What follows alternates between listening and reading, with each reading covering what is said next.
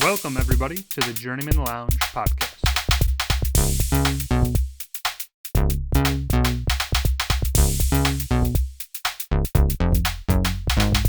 You better be praying to God because, you're 14 and losses in a row. You're going to need Jesus. Am I wrong? I thought you were pretty wrong, yeah. Welcome, Journeymen Lounge podcast listeners. You got Woj and Bobby here at my homestead watching the Jets play Buffalo at the Jets. What a hell of a first half, man. I'll just say that. Higher scoring than I thought. Yeah, well, it's kind of fucking me in some Pickem stuff. So going into tonight, there was three guys. It was me, Vince. It's fine. Okay. It was me, Vince, and Eric, a newcomer to the Pickem pool. We were all perfect going into tonight, and we all have Buffalo. And basically, it comes down to the score, which right now is absolutely blowing me, like in a bad way right now. 20-17, so that's 37 through the first half. I have 42 for the end of the game. The other guys got 45 or 44 or something like that, and then Vince has 48. So basically, if they just keep scoring here in the second half, Vince is going to win on the tiebreaker. So I'm kind of bummed in that the way in which the Pick'em went. I was so high. I was like, hell yeah, dude! Just need Buffalo to win. And we're tied. Buffalo, we go down to the Buffalo. It hasn't had a very productive offense the past couple weeks. The reality is, like, having that lower number, especially at Jets. Jets defense is usually better than this. Yeah, I mean, dude, for the first half, both teams were just simply handing the ball off, and they just were running for first downs. It's pretty nuts. Again, little salty about the Pick'em there, but all in all, it's actually turning out to be a good game. Lazard gets a fucking Hail Mary touchdown. With 21 seconds left. Which, right before the game started, I had James Cook out in the league, and I'm panicking, asking Bobby for, like, who the fuck do I play right now between the Bills' backup running backs, Ty Johnson or Ray Davis or Lazard, somehow still available. Pick him up. He gets a fucking 12-point play basically at the end. I'm pretty happy about that. So that's at least negating the... You got the dub, yeah. And we got a few loss. different wagers, Woj's wagers and Bobby bets, but... I mean, I think mine is probably going to... I'm not going to say it's dead in the water, but it's just something simply where that touchdown actually definitely helps it. Because Buffalo, I don't believe that they're going to be able to just simply hand the ball off 10 times like they did before in the first half. They just ran, I think, one touchdown drive that they had, they ran it 8 times for fucking like 60, 70 yards.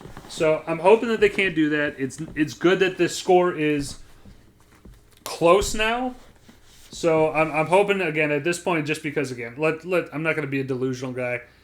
There's no way there's only going to be 6 points scored or 5 points scored. No. Don't be delusional about that. Pick'em's out the window. Let's get the bets rolling. Let's your second half bet, that's definitely going to hit. Now, just real quick, 2 minutes on it.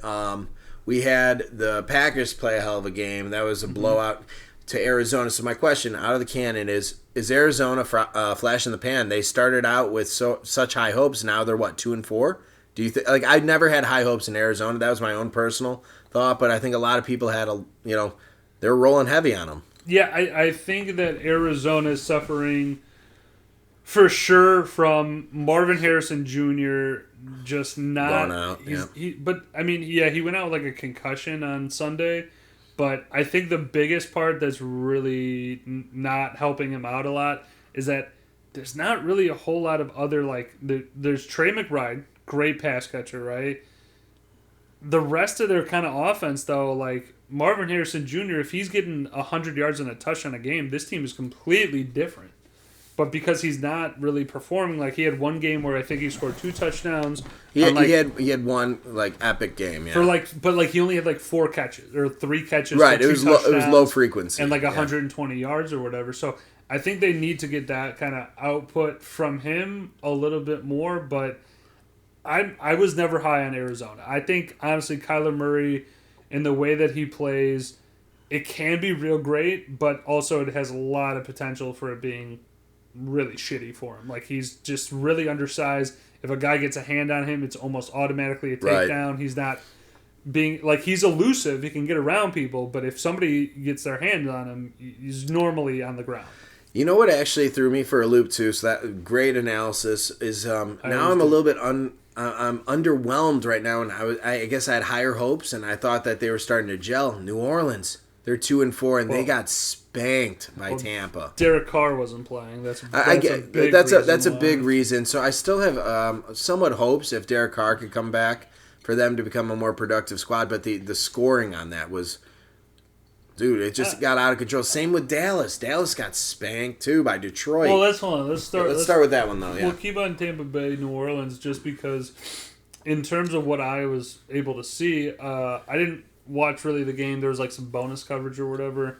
But they went over the game after, and it was basically a tale of two halves. Like, Tampa Bay came out real hot, was able to score like 17 straight, and then like New Orleans kind of like kept getting back. There was a punt return touchdown by Shaheed.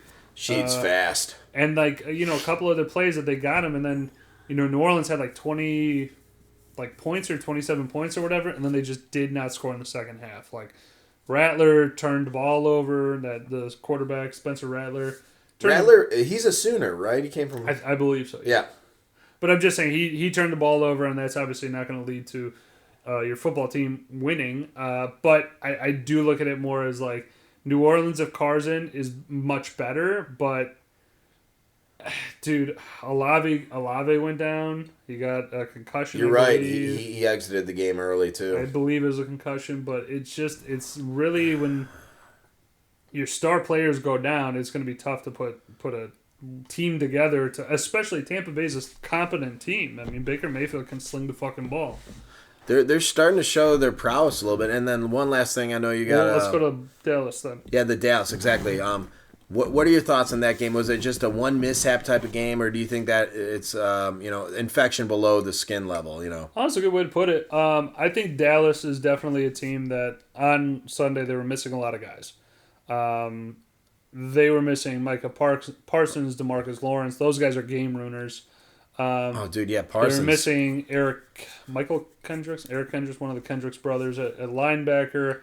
So their defense is depleted so there. They missed a lot of guys. And Detroit, I mean, I think it was literally that teeter-totter situation of Detroit's offense is so good, and when you catch Dallas at a bad time where they're missing a lot of guys, Detroit, not only did they score when they were pretty much like it's intended to score, like the first 2-3 quarters, they kept the foot on the pedal and gas, they just kept going. They kept throwing different, they looked like they were playing in a almost dead even game. That they're. I like that attitude though. Now, granted, after you get away, you bring in your backups and let them kind of get some exposure. I think at a certain point, like that's where you're kind of like, hey, what's going on here? Like you don't need to be throwing to your linemen in the end zone in the third quarter when you're up 37-9. I don't know, man. I'm kind of cool with that. Get a big guy a tutty. I understand it. I'm just saying is that when your rushing game is going so well, that's what's peculiar to me. It's like it definitely seems like more of a statement thing for Detroit, for them. You know this better than me. I didn't watch the game, but we had a horrific injury.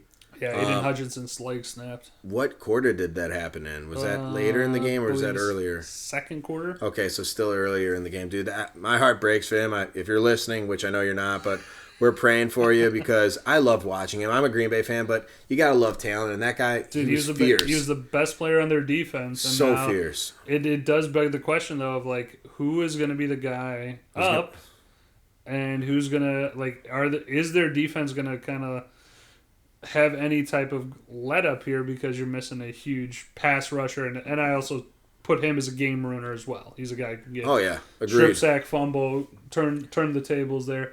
But again, with Detroit, I really fucking hate that they're doing well now because the Bears will play them. Yeah, the Bears looked really good in London. Hats off. We don't have to go too heavy into that game. Caleb Williams, I'd say, had his marquee game. He really did. I mean, I think they played a really bad Jacksonville team, which helps them look really good. But there's again, I'd say it every week, and again when we do the traditional episode in the next little next couple days, I'll kind of go into it a little bit more. But there's good positive things that I keep seeing out of each game, and that's a great sign for a rookie quarterback. Because like always see something that's like, oh, that's good. Something he's improving, something he's tightening it up. Yeah. Seeing a guy open in the middle of the field, like Cole Kmet's first touchdown was literally like, check the read, okay, now he ends up coming open late. Just a little quick, easy pass. Not a difficult pass. It's just simply good reading to find. But he allowed. One thing that I saw in that game too. He's allowing the plays to progress, like you were saying, allowing and like slowing it down in his head, where he knows where his routes are. Now that's something a veteran quarterback could pull off. But I was really excited to see it. But he also the time from getting the ball and getting it out. It was under 3. Yeah, I mean there were some time. I mean he definitely used his legs a lot. Oh yeah, he has that option, which was very good. I mean he ran for 50 yards, which is excellent. When he had to, there were a couple instances I would say where he is trying to do like old college thing where he like not open. I'm gonna just create some more time, and in the NFL, it's not gonna happen. You're gonna have guys that are be quicker than you on the line. Oh yeah, quicker than a quarterback can run a 40, and you got to get the ball out. But like I said, they got the win. It's a bad Jacksonville team, but we'll take the win regardless. Yep. And like I said, we'll do a little bit more deep dive on the Bears Packers. Sure. In the next episode. I was just happy for him, and this coming from a Green Bay guy, I thought he had a hell of a name. Let's go to. You wanted to talk about the NLCS. Yeah, we got we got baseball playoffs going on. We got we got the ALCS and the NLCS. We got LA Dodgers against the Mets. Yeah, New York Mets fucking. I mean, I did not have them here. On that. Yeah. I mean, dude, they caught fire. They got into the wild card and then basically just won a couple big games. I know that was the wild card. Then they got into the ALDS and Lindor hit a huge grand slam. But you're absolutely right. I mean, I don't think anybody had the Mets as a team that was going to be in the NLCS. No. Well, like I said, I think they caught fire, like you were saying, and they're keeping the momentum now. LA Dodgers, they're a solid team all the way through. It's a powerhouse. They're a powerhouse team. Now on the flip side, you got Yankees against the Guardians. Yeah.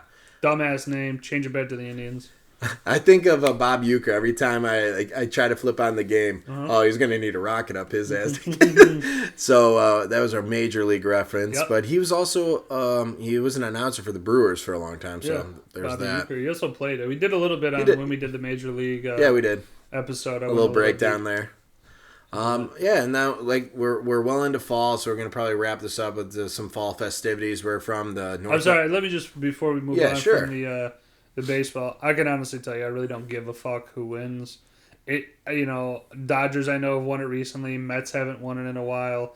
Yankees really haven't won it in a while. It's been 20 years. But they're the Yankees, But they're the Yankees, so they don't fucking need another one. You know what? I'll say this. Cleveland won it a couple years. I want to see Dodgers against Yankees. I think that'd be such a powerhouse World Series. We were talking about before. I would definitely rather see Mets, Yankees, just for the the Subway Series. Oh, God, I suppose. Then just chaos happening in New York after one team wins.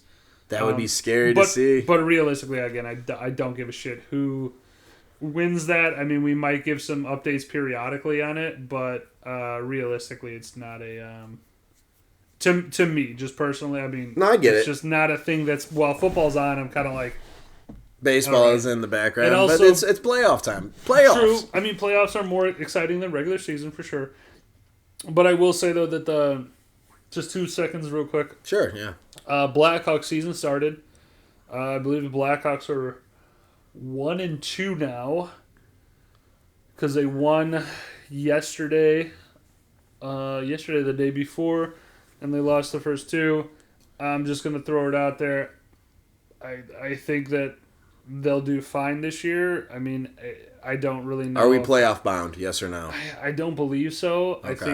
I think it's a real tough thing to be in, where your not rookie anymore, but your star player is a 20-year-old kid. And he's playing well. That's putting a lot. But that's putting a lot of eggs in that basket. You got to give him a support structure. I agree with that. You need other guys to become contributing and scoring goals and assists. And then the biggest question mark is the goaltending. Yeah. Their last year was atrocious. They gave up a lot of goals. I mean, I could not tell you how many times I turned the game on first period, they were already down 4. I was like, fuck this. I'm not watching this shit. But, again, it's a lot of question marks, but I think that'll be another thing as we get further into it. And then basketball's also coming up. So we'll kind of have those periodic updates as we kind of go through. So I'll kick it back to you, though. So as we're... I'll just say real quick, United Center, a lot of cool different bars now that they have there, different restaurants. They put in the betting, and now they have the FanDuel Lounge, which I went to, which was incredible. So go buy yourself cheap seats in the nosebleeds and just go to the FanDuel Lounge. Yeah. All right. Yeah, but going back to the fall, we're here. It's now starting to get cooler out. We're having those 50-degree days. Yeah. The trees are turning colors and all that jazz. Foliage, yeah. But it's starting to feel like fall. We're getting close to our Halloween, holiday. All right, let's start there. What's your? Are you a Halloween guy? Is it your? I guess I enjoyed it. See, as I'm looking around your place, there's some Halloween decor. Yeah, no, that's Amber. Granted, I was gonna say that. Amber sets up. No, but I enjoy it. So I'll say this: okay. I love the fact that she decorates the house because it's not like you're gonna catch me on a Saturday morning putting on Monster Mash and Bobby putting up decorations. That's just not me, but I'm supportive of that. But I loved it growing up as a kid, and in college it was always a fun time. I'm sure you're aware we both went to ISU. Right. But yeah. Oh yeah. But yeah, like I said, we usually do a Halloween village, but now that we have a cat, we're a little bit worried of doing some of the looser stuff that provide that cats substrate. Fuck things up. Yeah, and cat's she's probably in bed with Amber, but Addie's she's a fun little customer, but we're a little nervous to set that up to see how she does with the other things right now. So this is kind of a test run. Gotcha.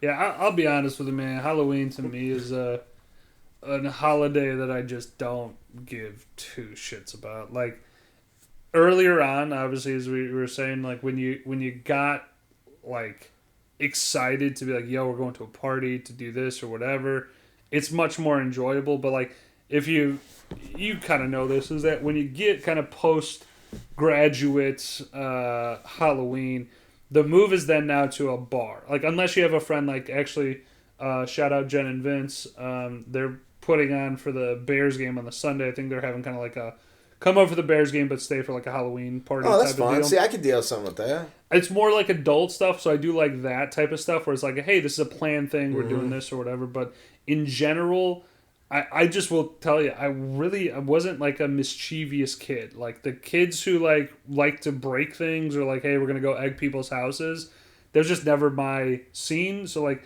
Halloween and that type of part of it of like, oh shit, you get to like go out and trick or treat and do stuff. Like I like the trick or treat part in general, but like overall, it's just like it's never been a holiday where I'm like, yeah. It's to me, it's always like, when the fuck can we get to Christmas, man? Like let's just speed this up. Oh yeah, you're definitely one of the Christmas nuts. I know. Oh dude, Christmas is the best to me. It's numero uno. There's hands down. There's no. You know what's funny? Thanksgiving's my number one. I love it. Love everything about it. I'll put Thanksgiving at 2, but mainly for the food. The food really knocks it out of the park. But, yeah, I mean, in terms of the Halloween, I know that we're kind of doing a little bit of horror kind of theming for the next week or so. For that. Yeah. And I actually got one that I was thinking about. I'm excited about too. I'm waiting. The one coming up, though, is the Texas Chainsaw Massacre, the 2003 version. Yeah, Jessica Biel. And one question, though, I did have here. So, in terms of, like the fall time or whatever, like you just told me that you went to a pumpkin patch. Yeah, Gobert's in Barrington. I mean, what's your kind of feeling about that type of stuff? So, like, that's basically like a Halloween, I would say, activity. You don't really do that all the time. I'm all for pumpkin patches and doing that stuff because... I did see on your counter over there you had some apple cider donuts. That was pretty dope. We got apple cider downstairs in the fridge. Apple cider downstairs. You get apple picking at some we got some orchards or whatever. Snow sweets or whatever they're called, apples on. So like that aspect of it to me seems real awesome. But I guess like what's your feeling on like doing that type of stuff? Was that a getting? We do it every year. So at this point, it became a tradition where Amber and I will. We've gone to a different place, like an Apple Holler, which is up in Wisconsin. Right, okay. But Gobert's, I worked there when I was younger, and we just really enjoy it. So we go there. They have live animals. Mm. They have giraffe and some exotics actually, and tents and whatnot. So it's really cool to see that. They had a wallaby. That's one of her favorites. They had Highland cows, my favorite. What the fuck is a wallaby? Is that an Australian? Yeah, it's Australian. Think about a kangaroo, but like one half. Oh, you missed it. Missed the field goal. So yeah, wallaby's like a smaller version of a kangaroo, essentially. Oh, Best way to describe it. Well, that's right. They have a petting zoo there. I forgot about that. They have regular animals. farm animals too, but yeah. A real fun time, but I'll say this: very engaging for like families that have young children. Like anyone under 10, you're gonna have a blast there for like 5 to 6 hours, no problem. Mm-hmm. Again, some of those activities, and again, as you talked about the leaves falling, turning colors and stuff like that. That's always great to see. If you're sweater weather, baby. But I'm just saying, even just going out on a walk and like just kind of walking through the any neighborhood as the leaves are falling and changing. That's really nice. Again, the fall time to me, the weather is, I mean, it's perfect for a good while, but then unfortunately, in Illinois, it's definitely going to just kind of hit that next gear where it's like, well, now it's 30 degrees, and then now at that point, now I'm like really getting into Christmas. I'm like, yo, let's go! Like we need to get that shit going, but. Yeah, I mean, I don't got anything else here, man. We did a nice little 20-piece. Perfect. And we'll get ourselves some donuts here afterwards to cap the game off, maybe. Definitely so. Well, I really hope that there are literally no more points scored in this game so I can win the pick. I'm hoping, but we'll realistically, let's just... I'm probably more on board of if I can hit... So now I have 2 bets out for, I think, like a total like... $17 total to win like 120. So that's now my new. Because if I can win 120, I'll just make up for the Pickem loss. Good. Dude, this was fun. I appreciate you having me over. I'll definitely be over for future games. We got to do a full Sunday. Yes. 12 o'clock nooners at some point. We'll definitely come with another episode there. And then also that I did forget to mention, but I'll just mention it right now. Over the weekend, Aaron and I were able to kind of figure out some stuff with filming some board game stuff. So we're gonna try and get a night together where we can do you, me, Ryan, and Aaron, and we'll do some board games. I'd love that. Some filming of it, and a couple of the games I think that you would definitely like. So that stuff is coming. I have literally now 3 episodes to get out. So tomorrow that is my editing day. So you'll hear all this shit tomorrow, but. For the Journeymen Lounge podcast, I'm Woj. And you got Bobby. And we will talk to y'all in a couple of days, actually, because we're recording on a Monday, and we'll record again on Thursday. So. Stick around, subscribe, guys. We wanna build the numbers. We wanna build our base. We really appreciate your feedback. Drop some comments. Hell yeah! All right. Take care. Peace out.